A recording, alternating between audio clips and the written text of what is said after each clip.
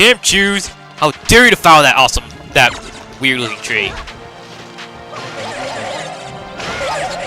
Oh wow, I got him all in 2 swipes.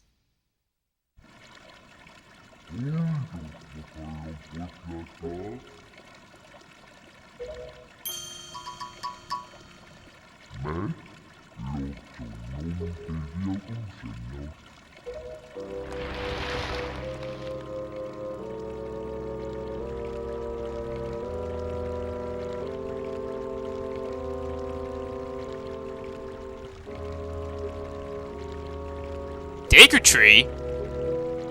Are you the sprout that appears after the forest temple is completed? Wow.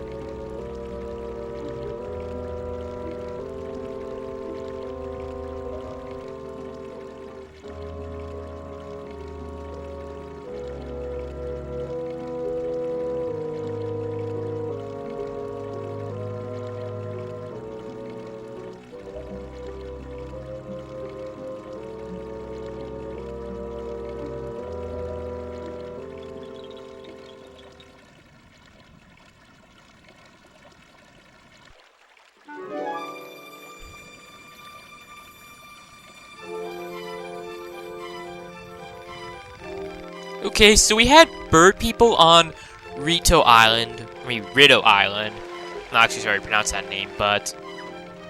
So we have the bird people on that island, and now we have...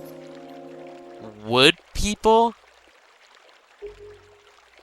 What next? Are we gonna encounter fish people? Like some sort of advanced form of the Zoros? Zora? Whatever.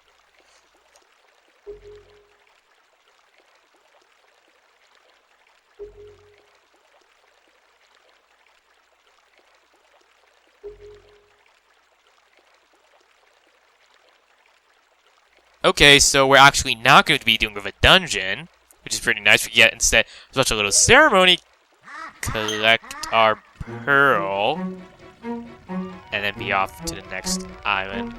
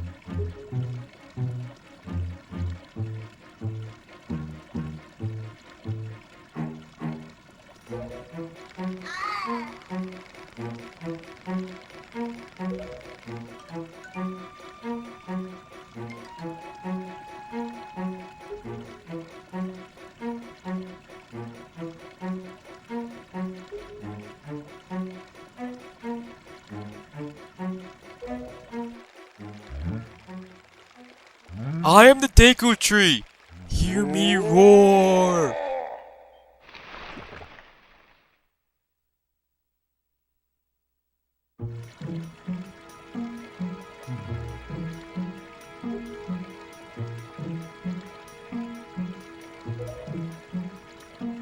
You can't make it any easier for us, can you?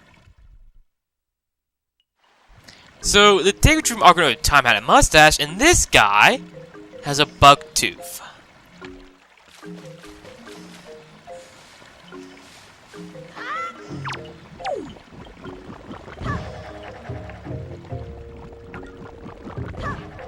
So we're basically just going to be doing some platforming, which is relatively easy actually.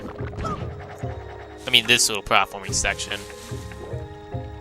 And as you can guess, we are already pretty close to the leaf. And I thought I actually was gonna fall there. It did not look like Link should have actually been able to get in there. But oh well.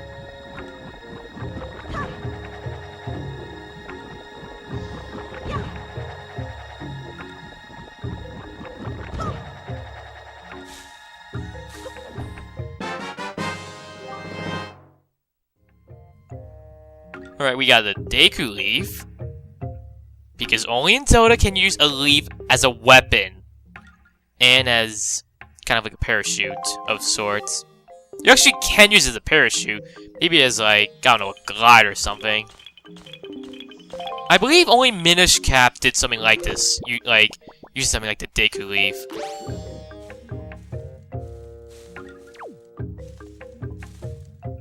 Look. Look at this. He is standing on mid-air. He is literally standing on mid-air. Link is God. Next we know he's gonna be walking on water.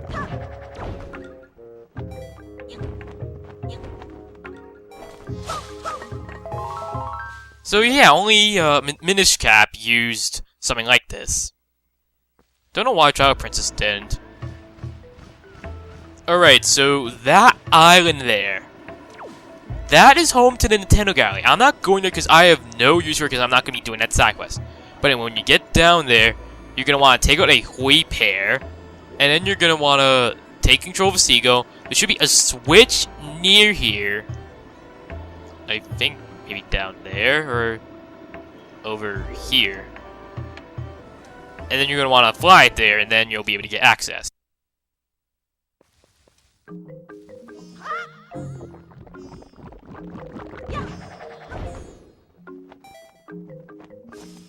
You have to actually, like, get onto the island and then do that. It's kind of a pain. But it is such a tedious quest. You're basically going to make figurines out of all the characters. And then you're going to... You'll get figurines. Now, some of them, like Tetra, are very hard to get. In Tetra, you only have one opportunity to do it in the entire game. If you fuck up on that... you are done. You cannot complete the side quest. Now, in the case of some like Ariel, which as you might guess are actually quite hard to do, or rather impossible. Like, if you take a picture of Link's grandma, you will get a picture of in a figurine of Ariel as well as Link's grandma. While if you get a picture of Tetra, you will also get the figurines of her pirates, which are pretty nice. Makes it a lot easier, but it's still not, because you have to take a picture of every single character and most of the enemies in the game. Anyway, I'm gonna cut ahead to getting back into the Forest Haven. Okay, as you can tell, I actually ran out of magic on the way back here. That ledge you could see from that island, I actually didn't have enough magic to get there, so... when you're out of magic, the Deku Leaf becomes Deku Twig. It cannot do anything. Can't even blow gusts of wind, you can't even fly with it. Yeah, kinda six. The only reason I showed it there was because these things restore magic. Anyway. Okay, so as you can guess, you don't have to go all the way up there in order to get that sea chart. It's optional, as in the Nintendo Gallery. There's not really much purpose to doing the Nintendo Gallery, really, because... that was interesting.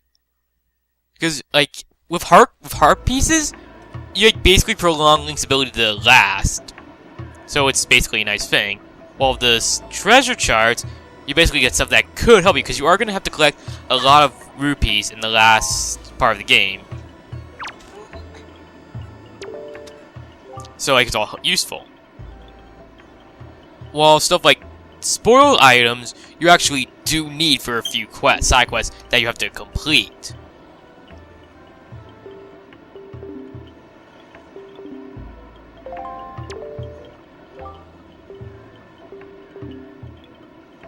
Okay, what? Okay, southwest. Then, did you really have to go for that long sequence? Not tell me what direction?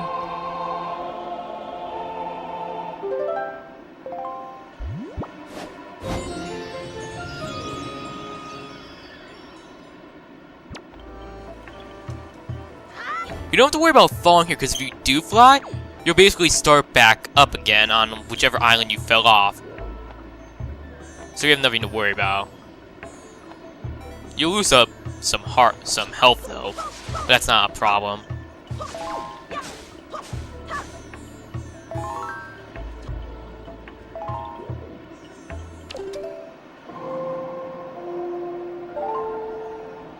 I assume we have to change the wind northeast, maybe? Or... okay, maybe northwest. I want to talk to you. Freaking creepy wood person. Okay, so you have to wait, time it right, and jump. Get into the updraft. On sea, when you're in the boat, you don't have to worry too much about the updraft. All to do is just flip you in the opposite direction. And these things come close. Just do that.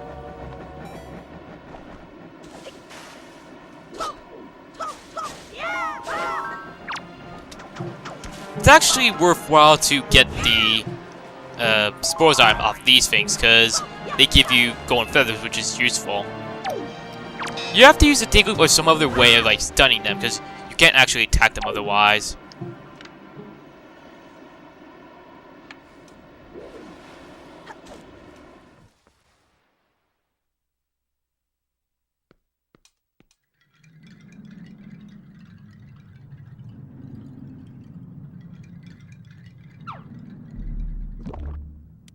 Okay, we are now in the Forbidden Woods. I almost called it Forest Haven for some reason.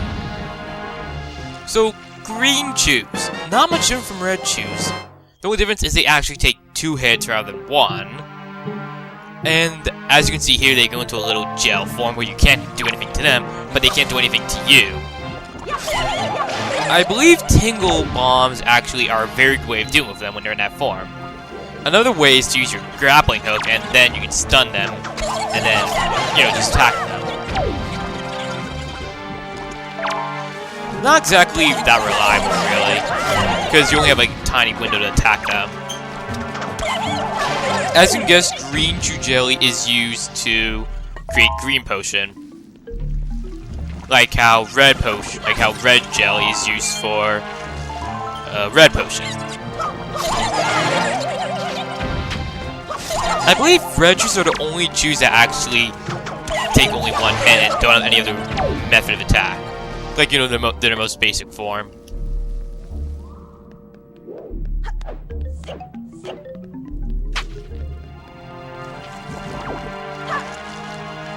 Since most chews come in groups, well, green chews, it's not a bad idea to just let them come up to Link and then use a spin attack. But again, they're not that hard to deal with. There are other chews in the game that are more diverse in how you have to deal with them, really. In the very first room of the dungeon, we actually get a dungeon map. Interesting.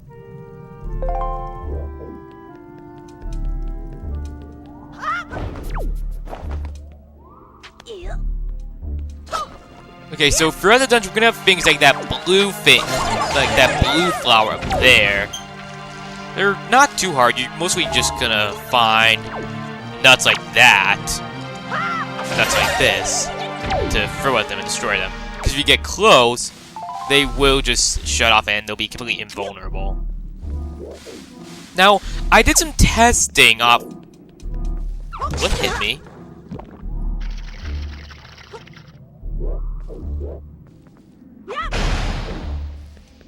But anyway, I did some testing, and on Bomb Island, I confirmed that the Tingle Tuner, like, you can't always use it for things like that big rock on Bomb Island. You can't use the bomb feature, because Tingle will simply refuse to for some reason. Probably Nintendo's way of making it wait, making it get a bit harder. And I also will believe that you can't use the Tingle Balloon in some areas.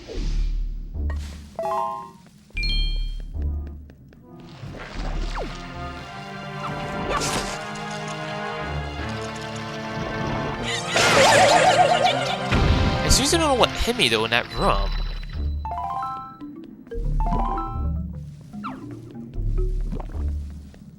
So to do this, we're gonna need one of these torches. Light it. Like so. And kill with fire. Because killing things with fire is always awesome.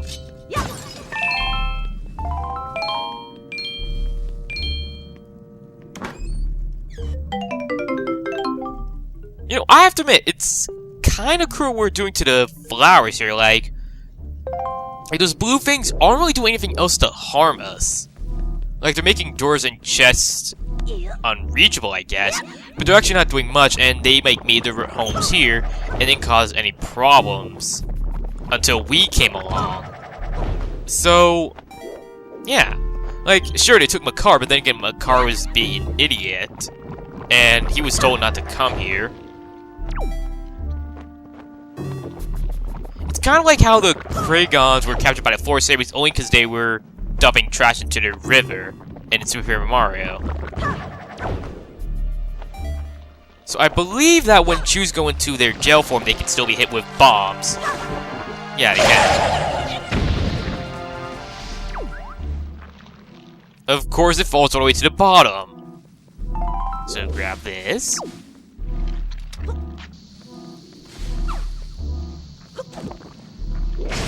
Okay, so up there is actually a treasure chart, but we can't get it yet because another one of those flower things are up there, but we can't do anything about it because there's nothing up there we can use. There's no bomb, there's none of those nuts, so we're gonna have to come back later and get the item of the dungeon. The item of the dungeon is gonna make doing with just about everything in this dungeon a lot easier. The blue chews, not the blue chews, the green chews, the blue flowers, etc.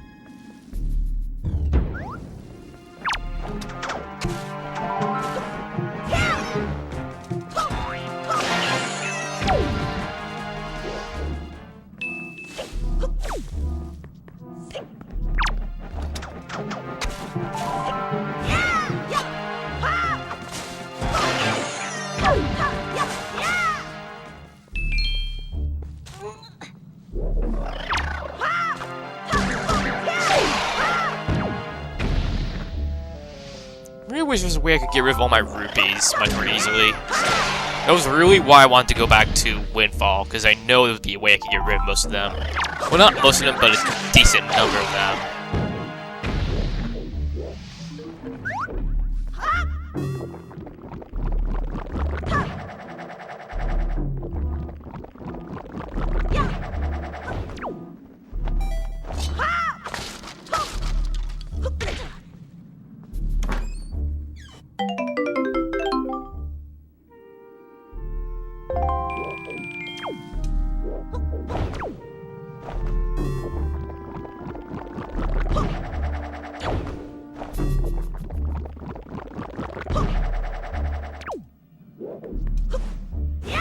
You know, the music for this dungeon sounds like, when it starts, it sounds like it should be creepy. It gives a bit of a creepy vibe. But then, like after a few seconds, it gets a bit boring. Just thought I'd point that out. It seems interesting.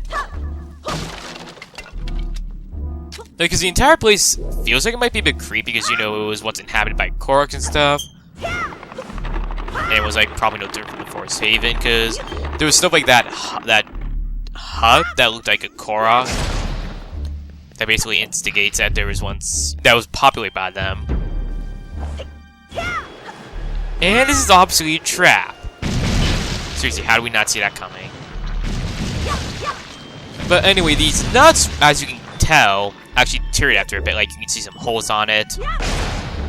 But you still don't have to worry too much, because you'll still have enough time to bring them to the blue flowers and then destroy them with the nuts. Not exactly sure what they're called as well. Maybe they're like some sort of Boku nut or Deku nut. And he was moving there for some reason.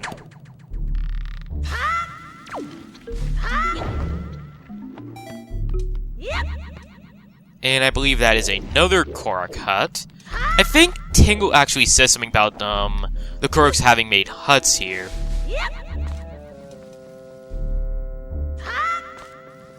Which, I have to admit, I don't know what's going wrong, but I think maybe my Game Boy Advance is dying or something, or maybe the cable is deteriorated. Because I've tried connecting to it, like you all saw in Dragon Bridge Cavern, I talked about how I had problems getting it to work. Like, I don't know, because I got bored and I did a practice run of this place, and it took a long time for me to get it to work, like 10 minutes to get it to work. I have to reconnect it to my GameCube multiple times, to the Game Boy itself. Yeah. I almost actually gave up on the whole thing, because I was just like getting fed up. Now, look at what these things are called. They don't actually do any harm to you. You want to either roll or do a spin attack. Spin attack's more preferred because it will destroy them when spin attack. The roll does not. And also in the last room, we found the pot. The teleportation pot. We are actually not even close to midway through. We're like not even 10 minutes into the dungeon.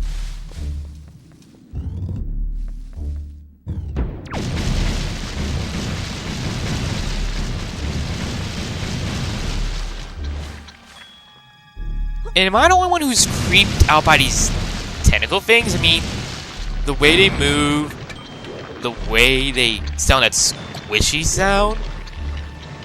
Is it just me, or am I thinking a bit too much on it? I think I remember how they can be annoying in a certain side quest involving the Forest Haven that we can't get to until a much later part of the game.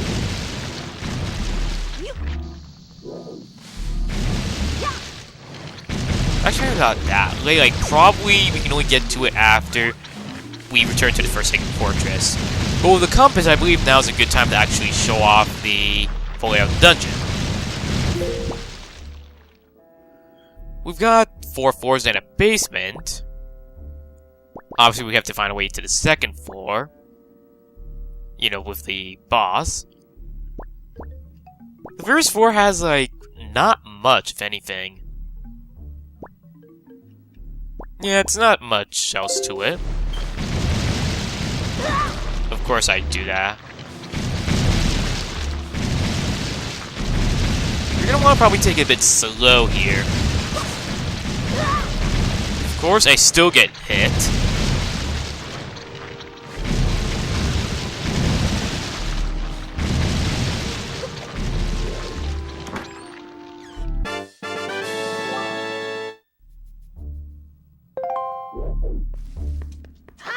I think there's actually a joy pendant in this room. That was close. I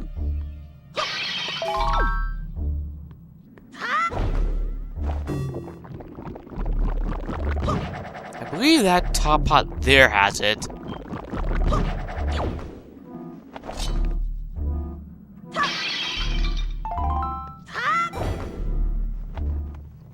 I think you can move these with the Deku leaf. Okay, you can. And it has hearts. I think I don't really need hearts anyway.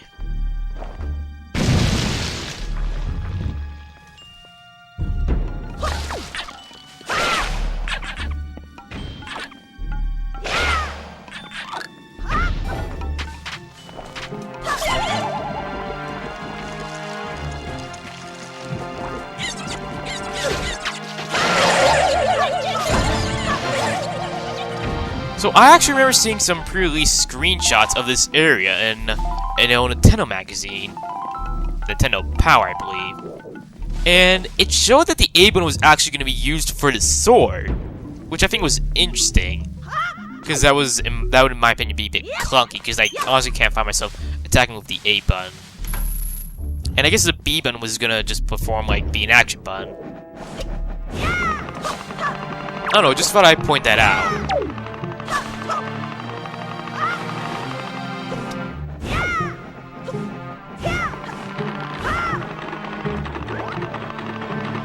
But other than that, in the pre-release shots, the Forest Haven didn't look much different. And if I was gonna fall off there, that would have been bad.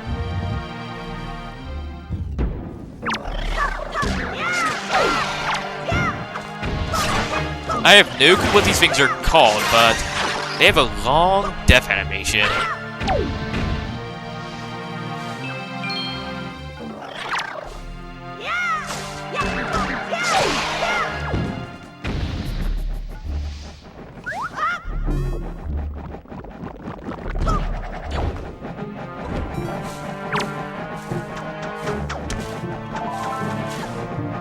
I'm thinking maybe this room might be good for hoarding for golden feathers. We have about 5. Need at least... I need 15 for the guy on Rito Island anyway.